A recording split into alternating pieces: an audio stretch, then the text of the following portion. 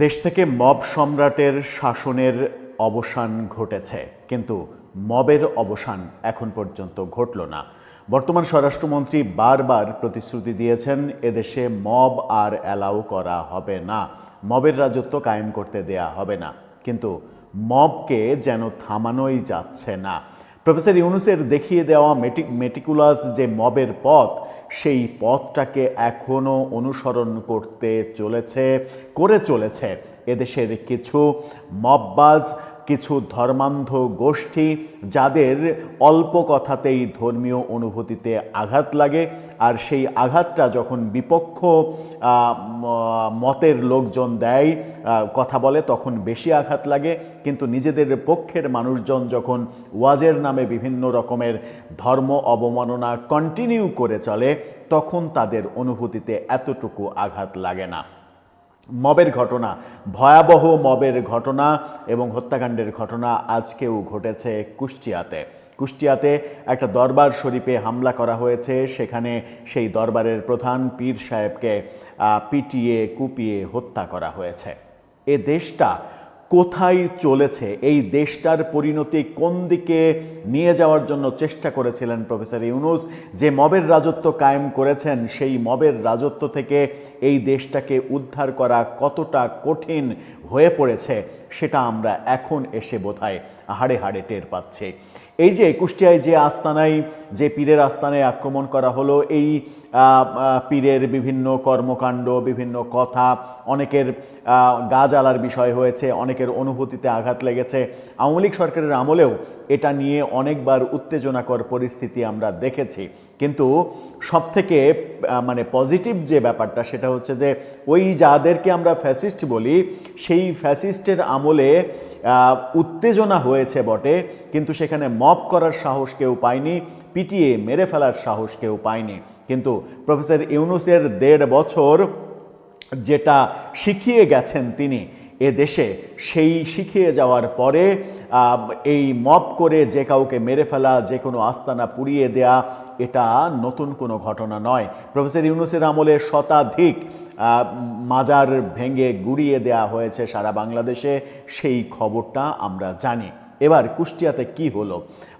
বিকেল 5টার দিকে কুষ্টিয়ার এসপি এই তথ্য নিশ্চিত করেছেন গণমাধ্যমকে, এবং গণমাধ্যমে খবর আসার আগেই সামাজিক যোগাযোগ মাধ্যমে হয়ে বেশ কিছু ভিডিও ছড়িয়ে পড়েছে।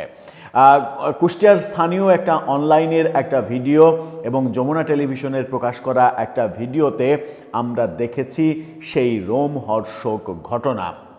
চলুন একটু ঘটনার ভেতরে ঢুকি এবং ভেতরে ঢুকে বোঝার চেষ্টা করি কি হলো সেখানে এবং ভিডিওতে কি দেখা গেল। থাকবেন পলিটিক্স টিভির নিয়মিত আয়োজক। বলছিলাম, কুষ্টিয়াতে একটি মাজারে, একটি আস্তানায় আক্রমণ করে সেই আস্তানার পীরকে মেরে ফেলা হয়েছে, সাথে তার সহযোগী আরও 3 জনকে গুরুতর জখম করা হয়েছে।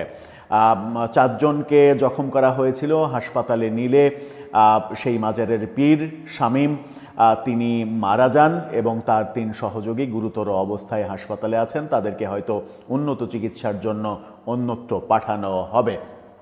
এরকম পরিস্থিতি।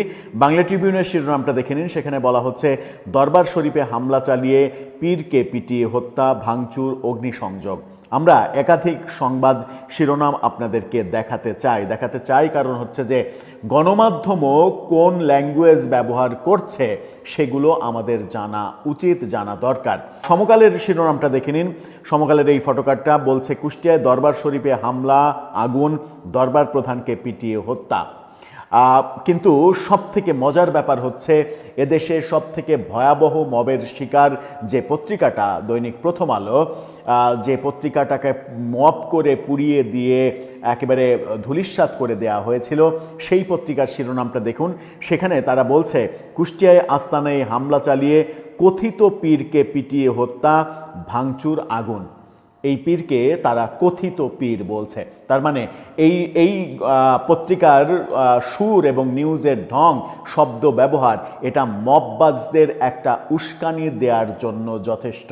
ঠিক একই শিরোনাম করেছে আমরা যেখান থেকে আপনাদেরকে কিছু ভিডিওর অংশ দেখাবো, সেই যমুনা টেলিভিশনকেও আমরা দেখেছি এই ঘটনাকে বলতে যে কথিত পীর, এই মানে তারা এই পীরকে পীর মানতেই রাজি না, তারা কথিত পীর বলতে চায়, যে বক্তব্যটা এই মববাজদের, যারা আজকে মববাজি করেছে। এখন কারা মববাজি করলো? কুষ্টিয়াতে আমরা দেখেছি যে কুষ্টিয়ার যে 4টা আসন, সেই 4টা আসনে মাত্র একটা আসনে, এই আসন দৌলতপুরের যেখানে ঘটনাটা ঘটেছে, কুষ্টিয়া দৌলতপুর আসনে, দৌলতপুরের ফিলিপনগর ইউনিয়নের ফিলিপনগর গ্রামে এই ঘটনাটা ঘটেছে। দৌলতপুরে একটা মাত্র আসনে গত নির্বাচনে বিএনপি বিজয়ী হয়েছে। রেজা আহমেদ বাচ্চু মোল্লা, তিনি এমপি হয়েছেন, বিএনপির বেশ পুরনো নেতা। তার পিতাও এমপি ছিলেন, পচা মোল্লা যার নাম, তিনিও এমপি ছিলেন। পিতা পুত্র দুইজনই একাধিকবার এমপি হওয়ার সৌভাগ্য তাদের হয়েছে। একমাত্র এই কুষ্টিয়ার এই সিটটিতে বিএনপি বিজয়ী হয়েছে, বাকি 3টাতে জামাত বিজয়ী হয়েছে। এরকম একটা পরিস্থিতিতে বিএনপির স্বরাষ্ট্রমন্ত্রী যখন বলছেন যে কোনো ধরনের মব অ্যালাউ করা হবে না, তখন আমার মনে হয় যে বাচ্চু মোল্লার ওপরে দায়টা অনেক বেশি চলে আসবে, যে তার আসনে কেন এত বড় একটা মব তৈরি হলো, এটা কারা করলো। আমরা ভিডিওতে যে দৃশ্য দেখেছি সেখানে কিন্তু ওই লেবাসধারীদের খুব কম দেখেছি। অনেক ঘটনাতেই সারা দেশে বিগত সময়ে প্রফেসর ইউনূসের আমলে যে শতাধিক মাজার ভেঙে গুড়িয়ে দেওয়া হয়েছে, সেখানে ধর্মীয় লেবাসধারীদের বেশি দেখেছি আমরা। লেবাসধারীরা এই কাজগুলো করেছে, তারা ওয়াজে প্রকাশ্যে বলেছে মাজার ভেঙে গুড়িয়ে দাও, এবং তার অনুসারীরা গিয়ে মাজার ভেঙে গুড়িয়ে দিয়েছে। কিন্তু এই ঘটনায় আমরা লেবাসধারীদের কম দেখেছি। সবথেকে বেশি দেখেছি বাচ্চা কাচ্চাদের, যাদের বয়স 16, 14, 18, 20 এরকম, এই সংখ্যা সব থেকে বেশি। আমরা 2টা জায়গা থেকে আপনাদেরকে 2টা ভিডিও দেখাতে চাই, তারপরে ঘটনার বর্ণনাতে আসতে চাই। একটা কুষ্টিয়ার স্থানীয় একটা অনলাইন, তারা মোবাইলে ধারণ করা একটা ভিডিও প্রকাশ করেছে, যে ভিডিওটা হামলার শুরু থেকে শেষ পর্যন্ত কি হয়েছে তার একটা মানে ধারণা পাওয়া যায়। সেই ভিডিওটার আংশিক একটু অংশ দেখে আসুন।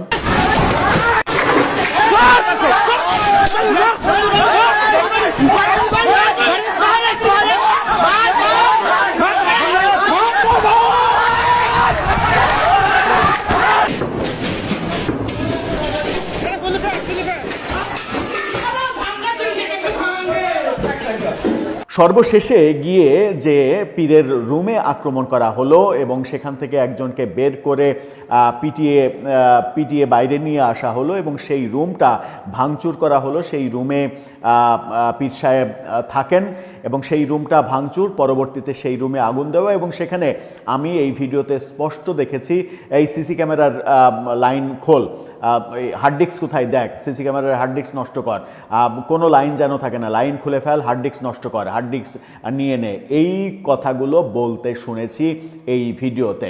যে প্রকাশিত ওই অনলাইন পত্রিকার যে ভিডিও, সেই ভিডিওর শেষ দিকে আমরা এই বক্তব্যগুলো শুনেছি। স্পেসিফিক ওই বক্তব্যগুলো একটু শুনে আসুন।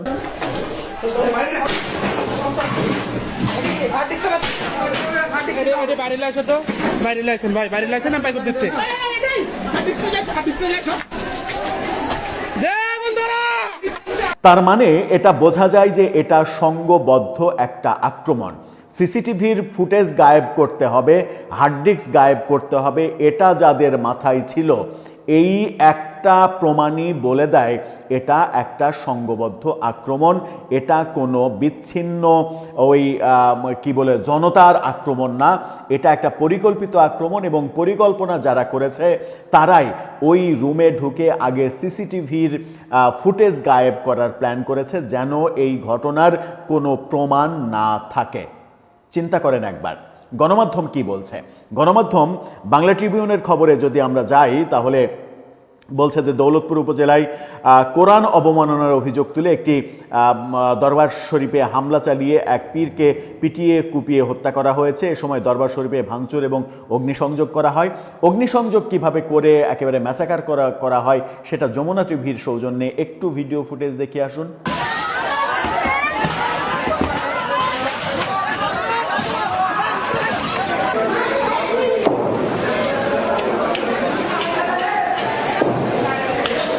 এই যে পুড়িয়ে ভেঙে একেবারে শেষ করে ফেলা হলো এবং দীর্ঘ সময় ধরে এটা করা হলো, কিন্তু সেখানে পুলিশ তাদেরকে নিবৃত্ত করার বিন্দুমাত্র চেষ্টা করেনি। ফায়ার সার্ভিসের লোকজন একদিকে আগুন নিভাচ্ছে, অন্যদিকে ভাঙচুর চলছে। পুলিশ সেখানে দাঁড়িয়ে দর্শকের ভূমিকা পালন করেছেন, এমন দৃশ্য আমরা দেখেছি।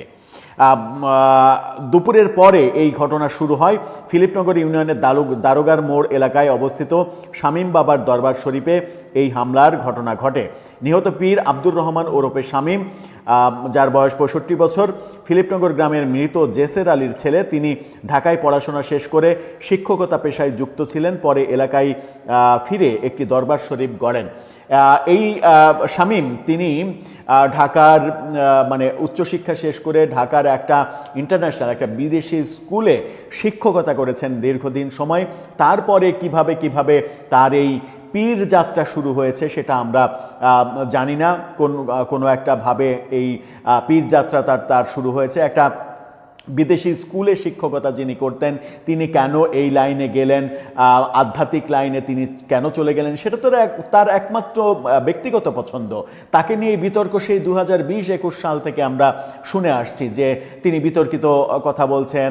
তার এক ভক্ত, আমরা দেখেছি এরকম খবরও অনেক দিন আগে, তার এক ভক্ত মারা গেছেন। মারা যাওয়ার আগে সেই ছেলেটি ওসিয়ত করে গিয়েছিল যে আমার মৃত্যুর পরে কিভাবে কবর দেয়া হবে সেটা।